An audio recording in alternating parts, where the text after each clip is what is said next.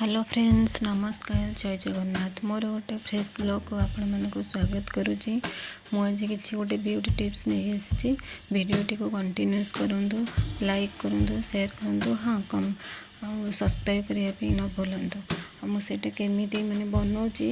चलतु देखा भिडियोटी। गोटे कड़े बसई गैस गोटे बाउल हाफ बाउल मिल्क दे देती और से मिल्क रे मुझे हाफ स्पून हलदी पाउडर और हाफ स्पून चीनी ताको देकी भलसे ताको गोटे चामच नड़िया तेल ताको देकी भलसे ताको एमती पूरा मिक्स करदेबा जमी पूरा टिके पूरा बहलिया जो मोटा हो से पर्यंत ताको भलसे छाड़ फुटिया और मझे मझे चामच चलुवा देखते ये मोर बहलिया गोटे बाउल रे काढ़ी देसी काढ़ला half spoon coffee powder half spoon अरुआ चाउल गुंड रखिक भलसे मिक्स कर भल मिक्स करके हाथ में मुझे लगे 15 मिनट सुखापी छाड़ी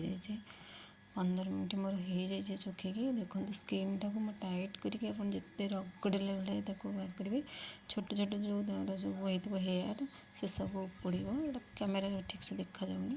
कहूँ मोर पूरा छोट छोट जो टिके लोम होता से सब आसी जाऊँ छात्र। Thank you for watching.